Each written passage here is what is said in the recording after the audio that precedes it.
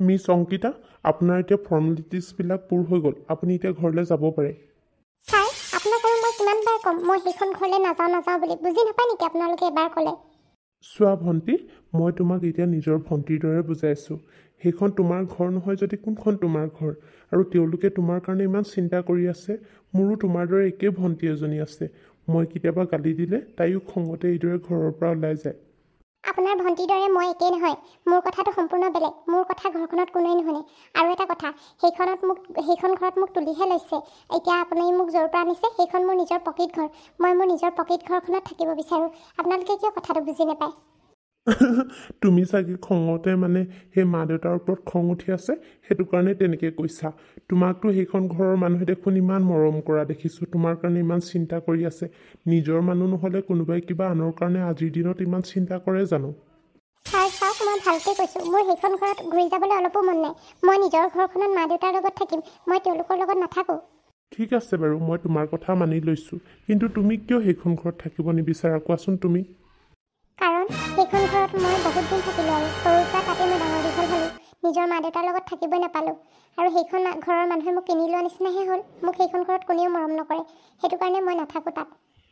হয় নেকি? তুমি বাৰু কেনেকৈ গম পালা তোমাক যে তাত কোনেও মৰম নকৰে বুলি? তেওঁলোকে কি তোমাক কিবা কাম কৰায় নেকি ঘৰৰ? নে তোমাক কিবা মানসিক অত্যাচাৰ কৰে? তেনেকুৱা নহয়। তেওঁলোকে মোক শাৰীৰিক মানসিক একো অত্যাচাৰ কৰা নাই বা কামো কৰোৱা নাই। কিন্তু মোৰ কথা তেওঁলোকে কোনেও নুশুনে। মই যিজন ল'ৰাক ভাল পাওঁ তেওঁলোকে কোনেও একচেপ্ট কৰি নলয়। সেইটো কাৰণে মই সেইখন ঘৰত থাকিব নিবিচাৰোঁ। মোৰ নিজৰোতো কিবা এটা মৰ্জি বুলিবলৈ আছে। মোৰ নিজৰো লাইফ এটা আছে। তেওঁলোকে ক'লে নহ'ব নহয়, এইটো নকৰিবি সেইটো নকৰিবি বুলি ক'লে মই তেওঁলোকৰ মতে সকলোবোৰ কৰিব নোৱাৰোঁ নহয়। চোৱা ভণ্টি, এতিয়া তুমি বহুত সৰু হৈ আছা। তোমাৰ ভালৰ কাৰণে হয়তো তেওঁলোকে তোমাক এইবিলাক কৰিবলৈ মানা কৰে। কিন্তু তুমি এতিয়ালৈকে বুজি পোৱা নাই। পিছত যেতিয়া বুজি পাবা বহুত দেৰি হৈ যাব। সেইটো কাৰণে এতিয়া বুজিবলৈ চেষ্টা কৰা তেওঁলোকে কি ক'ব খুজিছে তোমাক। চাওক ছাৰ, সেইবিলাক হ'লে মই নাজানো। কিন্তু মই তাত থাকিব নিবিচাৰোঁ। মই মোৰ মা দেউতাৰ লগত থাকিম। সেইটো কাৰণে কৈছোঁ মই এতিয়া ইয়াৰ পৰা যাওঁগৈ। আপোনালোকে তেওঁলোকক আহিলে কৈ দিব। নাই, তেনেকৈ তুমি ক'লে নহ'ব নহয়। তোমাৰ নামত মিচিং ৰিপৰ্ট লিখাই আছে, সেইটো কাৰণে তেওঁলোকৰ ঘৰত গৈ আমি তোমাক থ'বই লাগিব। নহ'লে ওপৰৰ পৰা আমাৰ সেই প্ৰেছাৰ বনিব। নহ'লে আকৌ তোমাৰ বিৰুদ্ধে আমি কেছ দিব লাগিব। হ'ব বাৰু, ব'লক তেনেহ'লে। মই তেওঁলোকক মুখৰ আগতে কৈ থৈ আহিম মই তেওঁলোকৰ ঘৰত থাকিব নিবিচাৰোঁ বুলি। সেইবিলাক তুমি যি কৰা কৰিবা, সেইবিলাক তোমালোকৰ ফেমিলি মেটাৰ। তোমালোকে নিজে ছেটেল কৰি ল'বা। এতিয়া ব'লা ইয়াৰ পৰা। মা, তুমি একো চিন্তা নকৰিবা। ভণ্টি আহিব নহয়, সেই ছাৰে ফোন কৰিছিলে। মোৰ যে মনটো অলপো ভাল লগা নাই। মোৰ ছোৱালীজনী আজি মোৰ কাৰণে ঘৰ এৰি যাব লগা হ'ল। তাই ক'ত বা আছিলেগৈ, কেনেকৈ বা আছিলে। এতিয়া ভাগ্য ভাল, সেই পুলিচে বিচাৰি পালে কাৰণেহে, নহ'লে কি হ'লে নহয় তাইৰ লগত। আণ্টি, আপুনি এতিয়া এইদৰে ভাগি পৰিলে কেনেকৈ হ'ব? তাই সেই আমাৰ মাজলৈ আহি আছে নহয়। ভণ্টিক পুলিচে লৈ আহিছে। আপুনি ইমান চিন্তা নকৰিব। তাই আহিলে আপুনি সকলোবোৰ কথা তাইকে সুধি ল'ব। ছাৰটো এতিয়া আহি পাই যামহি বুলি কৈছে। ইমান দেৰি কৰিছে নহয়, কিবা হৈছে তাত? আহিম বুলি কৈছে নহয়, পুলিচ আহি পাবহিয়ে। আচলতে কিবা কিবি ফৰ্মেলিটিজ পূৰ কৰিব লাগেতো থানাত, সেইটো কাৰণে দেৰি হৈছে। তাতে আকৌ ভণ্টিক কি বুলি বা কৈছে পুলিচক। তাকেহে পাই, এতিয়াহে মনটো ভাল লাগিছে ভণ্টিৰ খবৰটো পাই। তথাপিও তাই ক'ত আছিলে, কি কথা পুলিচে একো জনোৱাই নাই নহয়। এতিয়া পুলিচ আহিলেহে ভালকৈ সুধিব পাৰিম আৰু ঘৰত। মিষ্টাৰ সীমান্ত, আপোনালোকৰ ভণ্টিক মই লৈ আহিছোঁ। মা, নাকান্দিবাচোন, এয়া চোৱা ভণ্টি পালেহি। তুমি কান্দিয়া বন্ধ কৰাচোন। থেংক ইউ ছাৰ, ইমানখিনি যে আমাক হেল্প কৰিলে। ইটছ অ'কে, একো নাই। আমাৰ এইটো ডিউটিয়ে হয় ন। আপোনালোকক সহায় কৰিবলৈতো আমি আছোঁ। মাজনী, তই পালেহি। তই মোক এৰি বাৰু ক'লৈ গৈছিলিগৈ হে? তোৰ বাৰু মোলৈ মনত পৰা নাছিল নে?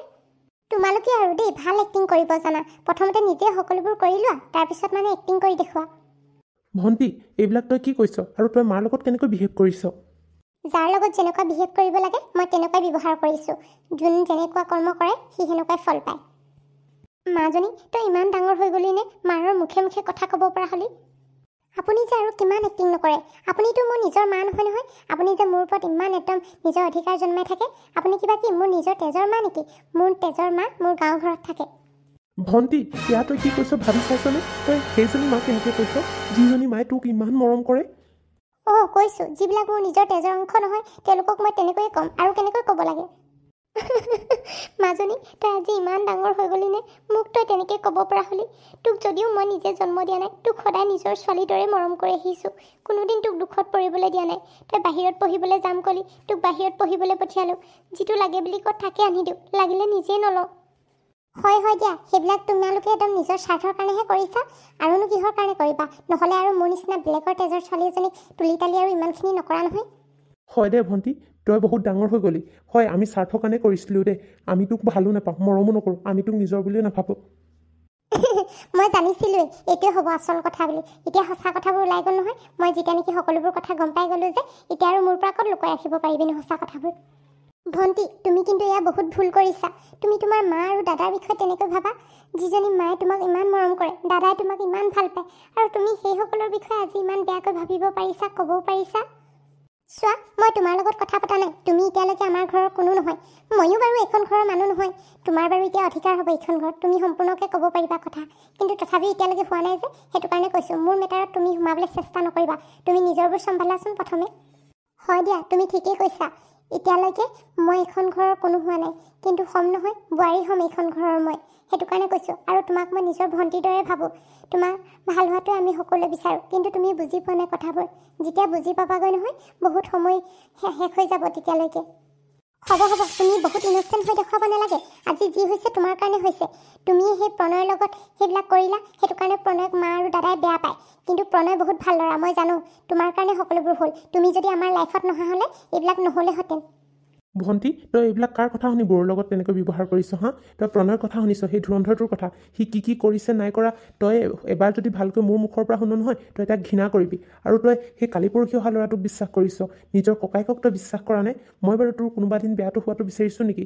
তই যাকে ভাল পাওঁ কওঁ মই তালৈকে দিম, কিন্তু সেই প্ৰণয় বোলাটোকহে মোৰ ভাল নালাগে। তইও এটা কথা শুনি ল, মোৰ বেলেগ কোনো ল'ৰাকে ভাল নালাগে, মোৰ প্ৰণয়কে ভাল লাগে, আৰু মই প্ৰণয়লৈ বিয়া সোমাম। আৰু এটা কথা, তহঁতি মোৰ লাইফত ইণ্টাৰফেয়াৰ কৰি নাথাকিবি, তহঁতি কাৰণ মোৰ কোনো নহয়। তই ক'লেই নহ'ব নহয়, তই ক'লেই সকলোবোৰ শেষ হৈ যাব নেকি? তোক সদায় মই নিজৰ ভণ্টি বুলি ভাবি আহিছোঁ, আৰু মায়েও তোক নিজৰ ছোৱালীৰ দৰে মৰম কৰি আহিছে। তই ক'লেই সকলোবোৰ শেষ কৰি দিব নোৱাৰোঁ আমি। মিষ্টাৰ সীমান্ত, আপোনালোকৰ ফেমিলিত বাৰু এইবিলাক কি চলি আছে? মই একচুৱেলি ইয়াত মাত মতাটো ভাল কথা হোৱা নাই, কাৰণ এইটো আপোনালোকৰ ফেমিলি মেটাৰ। কিন্তু তথাপিও মই দুআষাৰমান ক'ব বিচাৰিছোঁ। আচলতে ছোৱালীজনীয়ে চাগে আপোনালোকে তাইৰ কিবা কথা নুশুনাৰ কাৰণে হয়তো বেয়া পাই আছে নেকি আপোনালোকক। কথাটো তেনেকৈয়ে ছাৰ, কিন্তু এতিয়া আপুনি আমাৰ যেতিয়া নেকি পাৰ্চনেলি চিনাকি, সেইটো কাৰণে আপোনাক কৈছোঁ। আৰু তাই সেই ল'ৰা এটা ভাল পায়, যিটো ল'ৰাই আগতে মোৰ মানে হ'বলগীয়া ৱাইফৰ লগত বহুতখিনি কিবাকিবি কৰি থৈছে।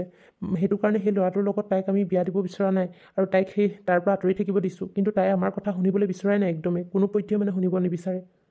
আচল কথাটো মানে সেইটোহে, ইয়াত মানে সেই প্ৰেমৰ কাৰণেহে এইবিলাক ঘটিছে। মই গম পাইছিলোঁ কেছটো কিবা এটা তেনেকুৱাই হ'ব বুলি, কিন্তু সেই ল'ৰাটো দেখোন বৰ একদম টেঙৰ গতে লাগিছে। সিয়ে এই ছোৱালীজনীক ফুচলাইছে নেকি আকৌ, সহজ সৰল পাই। ছাৰ প্লিজ, আপুনি প্ৰণয়ৰ কথা তেনেকৈ নক'ব। সি মোক কোনো ফুচলোৱা নাই, মই কিবা সৰু ছোৱালী নহয়। সি মোক যে ফুচলাই ল'ব পাৰিব। সি কৈছে নহয়, এই সকলোবোৰ তাৰ গাত একোৱে ভুল নাই। এই সকলোবোৰ এই ছোৱালীজনীৰ গাতহে ভুল আছে, মানে হ'বলগীয়া বোৰ গাত। তাৰ গাত একোৱে ভুল নাছিলে, তাক ফচুৱা হৈছে। ভণ্টি, তই বাৰু প্ৰণয়ৰ কথা শুনিছ, কিন্তু আমাৰ কথাবোৰো তই এবাৰ শুনিবলৈ চেষ্টা কৰ, আমি কি ক'ব খুজিছোঁ। হ'ব, মই তহঁতৰ কথা একো শুনিব নিবিচাৰোঁ আৰু। বহুত শুনিলোঁ তহঁতৰ কথা, বহুত কৰিলোঁ তহঁতৰ মতে। নিজৰ লাইফৰ ভাল বেয়া একোৱে নোচোৱা হ'লোঁ তহঁতৰ কথাবোৰ শুনি। এতিয়া আৰু মই কাৰো মতে কৰিবলৈ নাই, নিজৰ যিটো মন যায় মই তাকে কৰিম। মই যি দেখিছোঁ এইক বুজাই লাভ নাই, এই বুজি নাপাব এতিয়া। যিহেতু সেই প্ৰেমৰ চক্কৰ নহয়, এতিয়া আৰু সহজকৈ বুজাব নোৱাৰি কথাবোৰ। ছাৰ, আপোনাক ময়ে চৰি কৈছোঁ আমাৰ ফেমিলি ফালৰ পৰা। আপুনি যে আজি আহি পিনে এইবিলাক শুনিবলগীয়া হৈছে নহয়, উপায় নাই মানে, কি কৰিম কি নকৰিম একো উপায়ে পোৱা নাই। আৰু এটা কথা, তাইক ক'ত বিচাৰি পালে কওকচোন। তাই সেই গাঁও ঘৰত আছিলেগৈ, কোনোবা পূৰ্ণিমা বৰা নামৰ ঘৰত। তাই বোলে নিজৰ মাক দেউতাক হয় বুলি কৈছে। তাই কি পূৰ্ণিমাৰ ঘৰত আছিলেগৈ মানে? তাই সেই নিজৰ ঘৰখনলৈ ঘূৰি গৈছিলে মোক এৰি? তাইক মই ইমান দিনে এনেই ডাঙৰ দীঘল কৰিলোঁ, তাই মোৰ মৰমবোৰ বুজিয়ে নাপালে। সেইবিলাক নাজানো বাৰু মই। তাইক সেই মই যেনেকৈ তেনেকৈহে আনিছোঁ থানালৈ। এইটো নাহোঁ বুলিয়ে কৈছিল, কিন্তু অলপ ধমকি দিয়াতহে আহিবলৈ বাধ্য হ'ল। আৰু আপোনালোকৰ ঘৰতো সেই নাথাকোঁ বুলিয়ে কৈছে। আপোনালোকে হেনো তাইৰ কথাবোৰ মানি নলয়, সেইটো কাৰণে তাই এখন ঘৰত থাকিব নিবিচাৰে।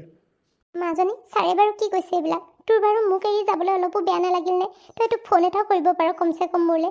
মই যে তোৰ কথা কিমান চিন্তা কৰি আছোঁ, তই ক'ত গৈছ কি হৈছ বুলি। তই এবাৰো মোৰ কথা নাভাব ন? মই বাৰু কিয় তোমাৰ কথা ভাবি থাকিম? তুমিতো মোৰ কোনো নহয়।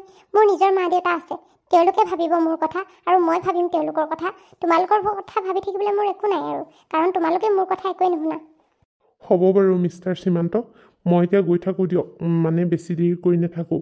ইয়াত দেৰি কৰি থাকিলে মোৰ আৰু বেলেগ ফালে পলম হৈ যাব আপোনালোকে এইবিলাক নিজে ছল্ভ কৰি লওক আৰু ফেমিলি মেটাৰ ঠিক আছে হ'ব বাৰু ছাৰ বাইদেউ থেংক ইউ ইমানখিনি হেল্প কৰাৰ বাবে একো নাই কিবা আৰু প্ৰয়োজন হ'লে মোক ফোন কৰি জনাব ময়ো আৰু এতিয়া এইখন ঘৰত নাথাকোঁ আপোনালোকে মোক সেই বিচাৰি এনে হাবাথৰি খাই নুফুৰিব মই নিজৰ ঘৰখনলৈ উভতি যাওঁ মাজনী তই তেনেকৈ নাযাবিচোন মই বাৰু সকলোবোৰ শুনিম তোৰ কথা তই যাৰ লগতে বিয়া হ'ব বিচাৰ মই তাৰ লগতে তোক বিয়া দিম তই খালি এইখন ঘৰৰ পৰা নাযাবি তই ইয়াতে থাক মা এইবিলাক তুমি কি কৈছা এবাৰ ভাবি চাইছানে এইবোৰ সীমান্ত মই সকলোবোৰ ভাবি চাই কৈছোঁ তাই মোক এৰি গ'লে মই চাগে জীয়াই নাথাকিম মোৰতো কোনো ছোৱালী নাই তাইকে মই নিজৰ ছোৱালীৰ দৰে মৰম কৰি আহিছোঁ হ'ব দে তাই যাৰ লগত বিয়া হ'ব বিচাৰে মই তাৰ লগতে বিয়া দিম তাই যাতে দুখত নাথাকে মই সেইটোৱে বিচাৰোঁ ঠিক আছে হ'ব বাৰু তেন্তে মই তোমালোকে এই চৰ্ত মানি লোৱাৰ কাৰণেহে ইয়াত থাকিবলৈ লৈছোঁ তোমালোকে যদি আকৌ মোক সেই প্ৰণয়ক লগ কৰাত কিবা বাধা দিয়া নহয় মই কিন্তু এইখন ঘৰত 1 ছেকেণ্ডো নাথাকিম